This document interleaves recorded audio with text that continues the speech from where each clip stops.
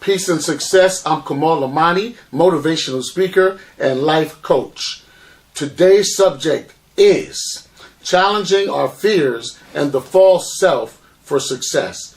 Challenging our fears and the false self for success. I want to start this as an atom, start it on a basic level, and end up like the sun, end up on the advanced level. Let's hope that we can do this. Hold on, listen carefully, take notes, comment and ask questions, like and share. But please listen and let someone else in on this, because we come a long way and we got a long way to go. And this is the way to propel us into success. Now, first of all, I want you to do something. I want you to acknowledge this saying. You can lie to me, but you can't lie to yourself. You can lie to me, but you can't lie to yourself. You can lie to everyone else. Now, why am I talking about lying? Because we must be honest with ourselves. We must be transparent so that we can be successful.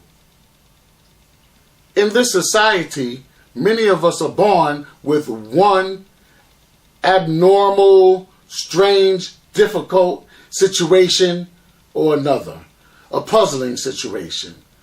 We are born in a situation that we wish we can change or get out of, whether it's on the personal level, the family level, the community level, peers, societal. There's something that makes us dissatisfied, and dissatisfaction brings about a change. But what happens is we're even scared to try to break out of the situation. So we start making excuses and we take the easy way out. See, the easy way out is to just try to get acknowledgement from other people, to try to get acceptance from other people, whether it's friends, family, clubs, organizations. We want to be accepted so bad, and that's great. But the thing is, what are you bringing to the table, or who are you bringing to the table? Are you bringing your real self, or are you bringing the false self that you created because you're scared? You're scared of failing. You're scared of being embarrassed. You're scared that you didn't go so far in school. You're scared that someone's going to try to hurt you, so you need security. You're scared that you don't have enough money. You're scared of whatever. We are scared of so many things that we don't challenge, and then we create a fake person to represent us to the world. I have some of that in me too. I mean, I want to look good for people, but number one, I got to make sure I feel good for myself. I look good, smell good for myself. And then everyone else, whatever. However they react is how they react. And that's one thing I learned. I'm going to be my best me, and however you react is how you react. You could be a lover, or you could be a hater. You could be an ignorer. You could be mediocre. It doesn't matter, because I set my goal for my day, and I'm out to achieve it. I set my goal for my life, and I'm out to achieve it. And this is what I want to give to you. I want you to realize that by you focusing on your true self and creating goals, objectives, dreams, putting on your thoroughbred blinders and looking at that finish line and going for it, you can make it. But what's going to stop you? What are we dealing with here? Fears and the false self. What's going to stop you? Fears. You're going to start making excuses. Now, I'm going to give you an example of what happened to me the other day. Well, I have a friend of mine, and he lost like 120 pounds. And I said, how'd you lose that? And he said, man, instead of taking a bus or a cab or Uber or driving to places that I could walk to, I just started walking. And then he said, and I stopped eating chicken. Yeah, and I think he probably drank more water. I don't know, but that's the things he told me, right? He lost a lot of weight, so now when I can, I'll walk to the supermarket and back. It's about a mile, right? But it's a mile downhill. What did I say? I said it's a mile downhill. Now, coming back uphill, woo, it's winter, and I was sweating coming back uphill. And I had the bags, you know. I tried not to get too many, but I had essentials. I had the bags. So what happened was I went up a few smaller hills, and I was all right. I can make it. I can make it. I think I can. I think I can, right? Then I got to this hill, and I looked up.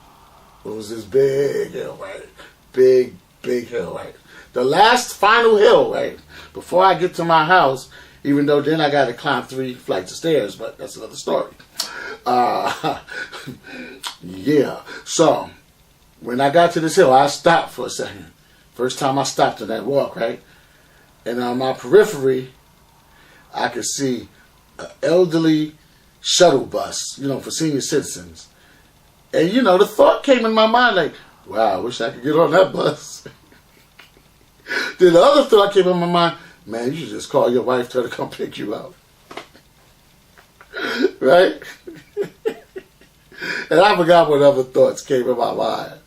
But the point is, like, if my goal was to walk 1 mile down to the store and 1 mile back, right? Who can I blame for those thoughts coming in my mind that tell me to stop and take a different way, an easier way? Who can I blame? Can I blame another race? Could I blame another sex? Could I blame my boss? Could I blame my wife? Could I blame society? Could I blame who? What? Who do I blame? Who do I blame? Who do I blame? That's why I say you can lie to me, but you can't lie to yourself. And that brings me to the debate with W.B. Du Bois and Booker T. Washington in history, you know, and I didn't really understand when Booker T. Washington said, pull yourself up by your bootstraps. Now, I understand, but I was like, well, what if I don't got no boots? You know what I mean? But just the fact that, okay, man, we still got to rough it. Ain't nobody going to give us nothing. After we've been through all this stuff, we still got to rough it. Pull yourself up by your bootstraps. But you know what I found out? See, we are accustomed to someone helping us or the illusion of someone coming one day to help us. Whether it's a religious figure, whether it is an Easter Bunny or Santa Claus or whatever, you know, the lottery, gambling, and things can happen. But if you were a betting person, the reality is that 99% of the chance, and this is my hypothesis, is that you're going to end up doing it alone. Why? Your mother came or brought you in this world. So they say you came in the world by yourself, you're going to leave by yourself. Your mother brought you in this world. Somebody got you to the point where you could function, right? Cross the street and get a job, right? Put your clothes on and all that. So you're on your own. It's a cold, cold world. And people could help you. Help don't last forever. If somebody gave you $1 million, that might not last forever if you don't handle it right. So you're on your own. You're on your own making the decision on how to handle the money. You're on your own. I know it hurts. It's painful. And it's not fair. I get that all the time. It's not fair. And you don't know and you don't understand. You don't know and understand what I've been through. But I survived it, and that's why I'm here to talk to you. So first of all, I understand things may have happened to you. Things have happened to me. But the victim thing, that got to go. Nobody cares. Nobody cares. I mean, yeah, sorry, I said, oh my God, oh, I can't imagine. Okay, they don't care. I mean, there's nothing they can do if they do care, right? So what you have to care about is not trying to lean in and lean on somebody else. We all need somebody to lean on. Yeah, it's nice when we have help. It's true. I love it. I wish I had a whole lot of people to lean on. But I'm not going to rely on that. You have to prepare yourself to be self-sufficient. I know this happened in the family, this happened, that happened, the other happened, the job. I understand. But there's no more excuses. You got to start from zero. You got to start and make a new goal, or refresh your goal, renew your goal, and say, you know what? From now on, I declare war against the negativity within myself, against those thoughts that are trying to stop me.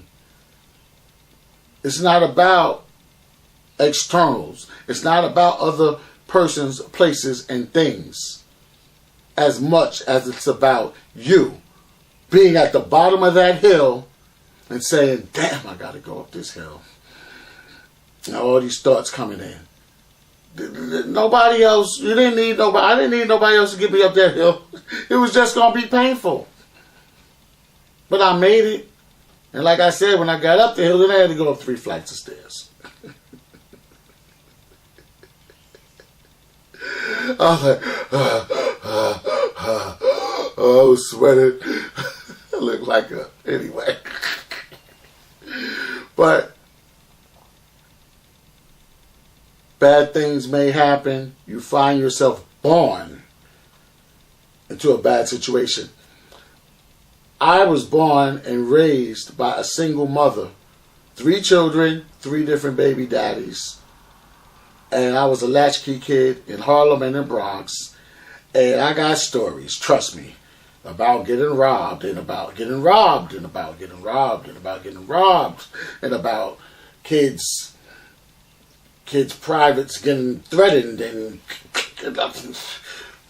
I got stories, but that's for another time. And my mother having nervous breakdowns because she couldn't handle the rent and the mortgage. My mother fainting, collapsing more than one occasion. Nervous breakdowns more than one occasion. Stepfather kidnapping one of my siblings. I mean, we could go drama for days. People were at gunpoint. And I'm a little kid since. I could go for days. Oh, I joined the gang too. Yeah. And even when I wasn't in the gang, that was 7 years old. When I wasn't in the gang, my friends was like a gang because if you messed with us, we were going to retaliate. So that's how everybody's friends were. That's what it was. It's called the streets. You going somewhere, somebody mess with you, it's on. Right? I survived all of that. All right? The drug wave came, the experimentation, all of that stuff came. All of that stuff came. But what I do, I started listening to the inner voice. Because even though my friends, right? Even though my friends wanted to wild out, I knew my mother didn't deserve that phone call from the cemetery or the police station about me. So I would say, brothers, friends, whatever I call them, I got to go. And they could call me names or whatever. But I had to go. I had to go my own way. And this is what I'm telling you. You have to listen to your own voice and go your own way. I see young people that I talk to and coach, and there's older people I coach, and people are still talking Hollywood. Well, I want it like they got it in Hollywood. I want it like Empire. I want it like Power. I want it like hip-hop, whatever, real hip-hop. And I'm like, it's Hollywood. So you're creating a false self. And now you want to dress like them. You want to talk like them. You want to floss like them.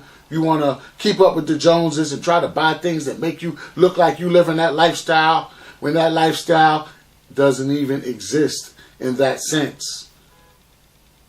I know people that have a lot of money, and if you went to their house, you wouldn't even realize it. I mean, they got nice houses, but they're not walking around going, "Hi thou, I call the maid." Oh, like, they're not doing that. They're just like, they still got stuff to do, and they still got children to take to school, and they still got somebody got to wash the clothes, and they still got to plan things, and you know what I mean? They're still people. They still go to the bathroom, and they still eat food, like, and they still got problems, and somebody's on drugs, and you know what I mean? You know, somebody lost their job, and somebody's stocks, you know, they lost some money. And I mean, it's still real. It's still real. And people are running here, running after people who are supposedly Hollywood. So you want to be Hollywood, or you want to run after the gang. Let me tell you one thing about the gang for the younger people. See, the ball has been dropped.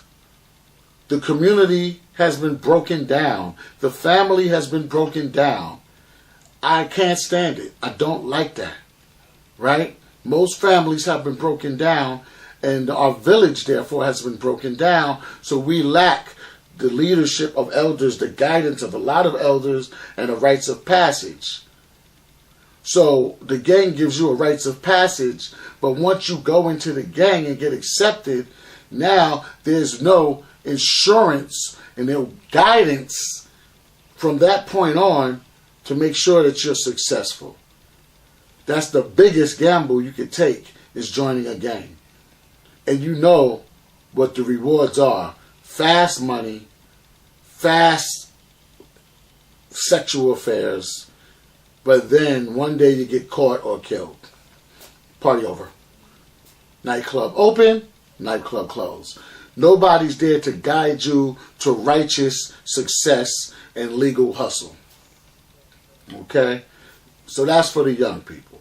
For the older people, I still see many of us, I'm trying to be status symbols. I'm this and I'm that, and I am the grand administrator of the, I have my I'm not mad at nobody. I'm college educated too. But then the person that has the success in the family, other people feel some kind of way because they're treated some kind of way. And all of this doesn't mean anything. At the end of the day, at the end of your life, most of this stuff will mean nothing. When you are on your deathbed, most of this will mean nothing. When you pass away and you got some material possessions, people are going to run to your house to get stuff, and then it's over. That's it. You can't take it with you when you die. So what's really important? The heart. What's really important? Love. Create a lifestyle for yourself that makes you comfortable and makes you happy, so that you can share yourself, your real self, with other people. You can share your experiences. You can share love. You can share joy. I love when I get together with my friends that I grew up with who are still left, because many are dead, in jail, and on drugs. And then there's the successful ones. It's like, brother, we made it. Sister, we made it. And I love getting together with them and doing what? Sharing joy. Let me tell you what's the biggest, funniest thing about this game called Get a Job. Get a Job, that game. Now, we need jobs. We need a job to get on our feet, right? And if you love your job, you love your career, that's great. Keep advancing in it, right? But most people seem like they don't really love their jobs. So, what happens is, if you don't clear out and focus on what you really need, what you really want, and what you really desire by knowing who you really are, you're going to end up undecided as a major in college, or undecided as to what job you take. You're just going to take a job for money to pay the bills, right? And what's going to happen is you're going to create a false persona, once again, a false self, because you're going to be faking it to make it. There's an exception to every rule. Sometimes you want to fake it to make it because you don't feel good and you don't want everybody to know, whatever. You want to put on your best and put your best foot forward. But for the most part, you don't want to live your life faking it to make it. You want to live your life doing what makes you happy. So who are you and what makes you happy? Who are you and what makes you truly happy? You have to stop. You have to get quiet. You have to contemplate. You have to go over who you are, why you're here, what you want to do and how you want to do it. Everything else doesn't matter. There comes some times when you have to be selfish. You have to take time out for yourself. There comes times when nothing else will matter because, look, in fighting, who loses the fight? The person that's off balance. Right? I do one of these and I'm fighting, that dude's going to knock me out or pick me up and slam me because he sees I'm off balance. So you're off balance, you're running around, you're multitasking, you're trying to help everybody, you're trying to save the world, but you're not taking time for yourself. So how you just going to jump out there on balance trying to fix stuff when you're not fixed? There has to come a time where everybody has to understand, look, he, she needs time to fix self. The real self. Or else you're going to run out here and be a false self. And one day, you might, like my mother, who needed help, have a nervous breakdown. Faint, or worse.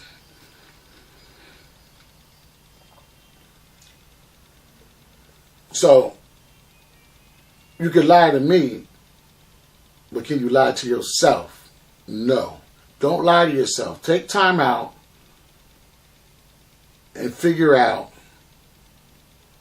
what's really good, what's really real. Keep it 100, keep it a buck with yourself. Babies, go over here, whatever, go in the crib, go in the other room, chilling. Husband, wife, whatever, boss, pastor, whoever. If y'all can't really help me with this situation, I need some time for myself, so that I can come with leverage to your situation, meaning I can come with substance. See, at the end of the day, if you're a thousandaire, a millionaire, a billionaire, a trillionaire, or a debt person, at the end of the day, all that matters is you have dignity, integrity, honesty, joy. You have character. That is success. Not running around here chasing the dollar. Not chasing other people. Because when you build yourself up into a quality person of character, then other quality people of character will attract to you. Now, some shady people will come too, but you're going to know better, like, y'all stay over there until you're ready. Unless you can help them. Some people don't want to be helped, they just want to leech. And you'll see that. But you got to remember too, at one point you was leeching even if you didn't know it. You just wanted to be down. You just wanted to come around. You just wanted to know what they was doing. You just wanted to take the picture with them. Like they were better than you.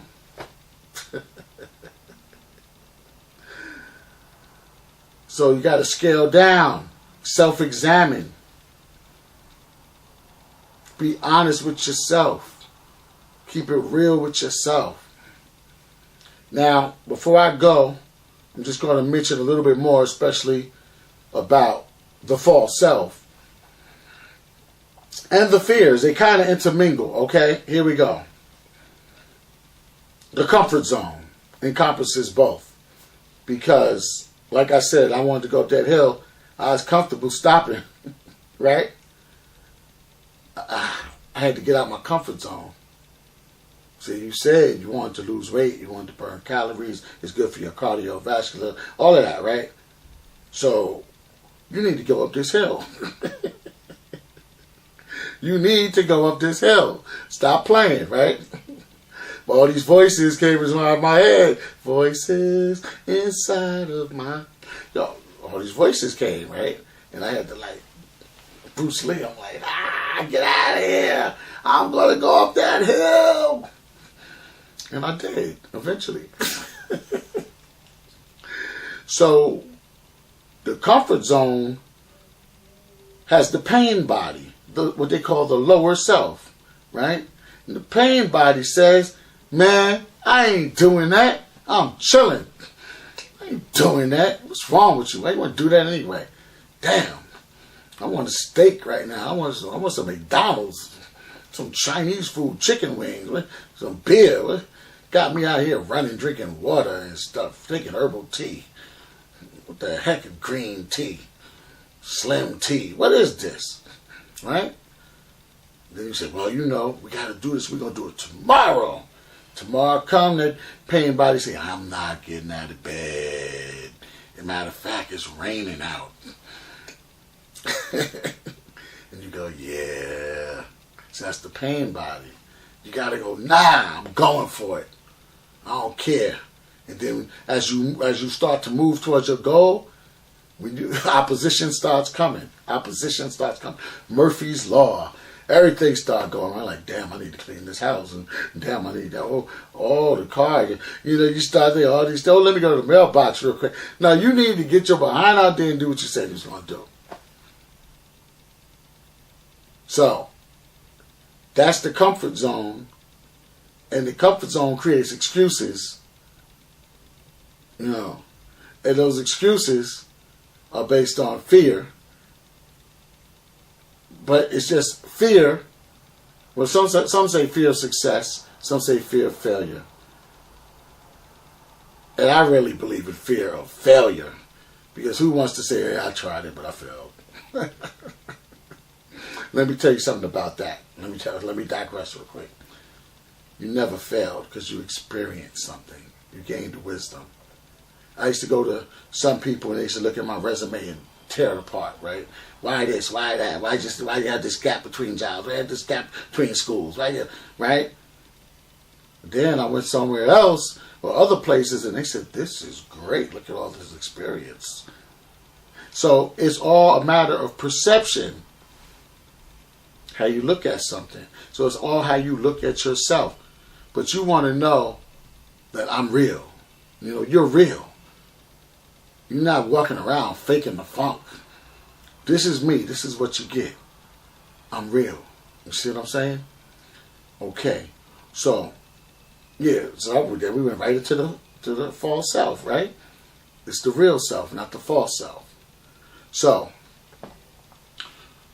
the false self is that comfort zone.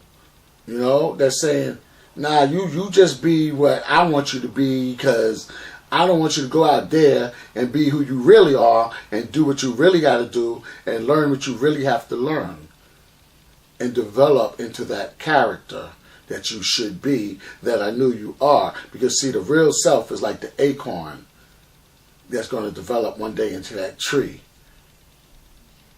But the acorn of that seed. But the acorn of that seed might have been put in a bad environment. Might have been put in the hood. Might have been put into abuse. Right? But I want to tell you something. The main thing to do, regardless to the environment, is focus on your goals.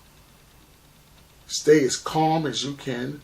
Do what you can to relieve stress. Reading, meditating, praying, working out, yoga, whatever it takes that's not going to harm you like drugs. And stop thinking you can get over. Deal with the legal hustle. I know so many people are always like, I'm going to do this little illegal thing on the side. I'm not going to get caught. I'm like, all criminals say they're not going to get caught. But the jails are packed. Stop it. See, that thought has to go. The unrighteous thought, the unclean thought has to go. Yeah. So like and share. Thank you for listening. Please leave comments, questions, and I will get back to you. All right? Thank you for listening. And remember, no false self. Keep the real self. Challenge your fears. And you can lie to me, but you can't lie to yourself. So just stop lying and keep on trying, and you'll be great. Pat yourself on the back, because if you made it this far in life, you're doing good. Pat yourself on the back. You are a success. Peace.